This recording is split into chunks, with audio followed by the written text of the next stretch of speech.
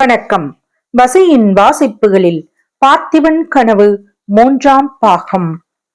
கபால பைரவரின் தொடர்ச்சி. பொன்னன் கடைசியாக காட்டாறு பெருகி வந்த வழியை பிடித்துக் கொண்டு போனான். போக போக ஆறானது குறுகி சிறு அருவியாயிற்று. அந்த அருவியின் வழியாக மலைமேல் ஏறிச் செல்வது அவ்வளவு சுலபமான காரியமாக இல்லை.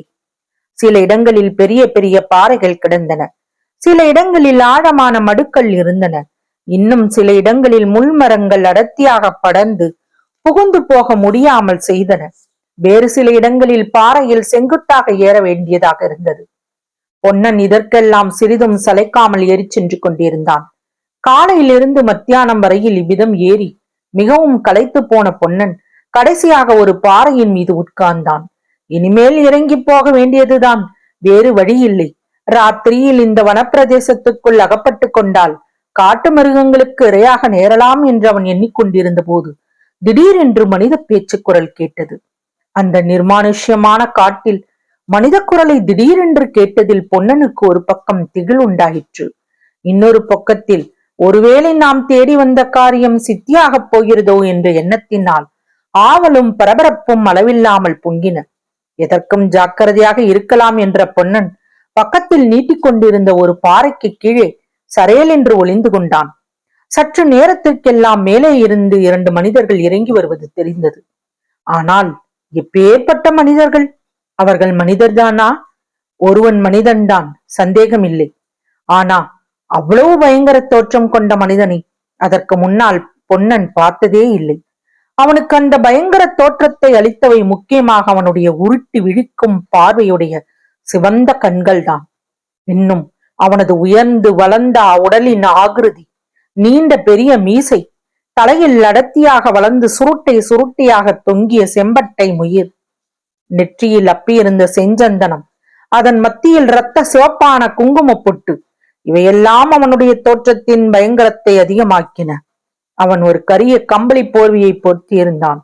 ஒரு பாறையில் இருந்து இன்னொரு பாறைக்கு தாண்டிய போது அந்த போர்வை நழுவிட்டு அப்போது பொன்னன் ஓ என்று கதறிவிட்டிருப்பான். ஆனால் பயத்தினாலேயே அவனுடைய தொண்டையிலிருந்து சத்தம் வரவில்லை. பொன்னனுக்கு அவ்வளவு ஆச்சரியத்தையும் பயத்தையும் உண்டாக்கிய காட்சி என்னவென்றால், அந்த மனிதனுக்கு ஒரு கை இல்லாமல் இருந்ததுதான். அதாவது வலது தோளுக்கு கீழே முழங்கைக்கு மேலே அவனுடைய கை துண்டிக்கப்பட்டு முண்டமாக நின்றது. அருள்மொழி ராணியை தூக்கிச் சென்றதாக வள்ளியும் திருவெண்காட்டு அம்மையும் கூறியவன் இவன்தான். கபால ருத்ர பைரவன் என்று சிவனடியார் கூறியவனும் இவன்தான் என்று பொன்னனுக்கு உடனே தெரிந்து போய்விட்டது. கபால பைரவனின் தோற்றம் மட்டுமல்ல, அவனுடன் இருந்த இன்னொரு மனிதன் தோற்றமும் பொன்னனுக்கு திகைப்பை அளித்தது. ஆமாம், அவனும் மனிதன்தான் என்பது அருகில் வந்தபோது தெரிந்தது. ஆனால் அவன் விபரீதமான குள்ள வடிவமுள்ள மனிதன். 10 வயது பையனின் உயரத்துடன் 40 வயது மனிதனின் முதிர்ந்த முகம் உடையவனாயிருந்தான். அவ்வளவு குள்ளனாக இருந்தும் அவன் கபால பைரவனை பின்பற்றி அந்த மலைப்பாறைகளில் அதிவிரைவாக தாவி தாவி சென்றது பொன்னனுடைய வியப்புடன் கலந்த திகிலை அளிப்பதாக இருந்தது. பொன்னன் கூறிய வரலாற்றில் மேற்கண்ட இடத்துக்கு வந்ததும் விக்கிரமனும் அளவில்லாத ஆவலை கட்டினான். அந்த குள்ளனை நன்றாக விவரிக்கும்படி சொன்னான். பொன்னன் அவ்விதமே விவரித்து விட்டு, மகாராஜா, என்ன விசேஷம்? இம்மாதிரி யாரையாவது நீங்கள் வழியில் பார்த்தீர்களா என்ன என்று கேட்டதற்கு விக்கிரமன், ஆமாம் பொன்னா, அதை பற்றி பிறகு சொல்லுகிறேன், உன்னுடைய வரலாற்றை சொல்லி முடி என்றான். இனிமேல் அதிகம் ஒன்றுமில்லை மகாராஜா. அருவிப்பாதையில் அவர்கள் இருவரும் வெகு தூரம் இறங்கி போய்விட்டார்கள் என்று தெரிந்து கொண்டு நான் மேலே வந்தேன். அவர்கள் இருப்பிடத்தையும் காளி கோயிலையும் கண்டுபிடித்து விடலாம், ஒருவேளை மகாராணியையே பார்த்தாலும் பார்த்து விடுவோம் என்ற ஆசையுடன் அந்த அருவிப்பாதையை பிடித்துக் கொண்டு மேலே ஏறினேன்.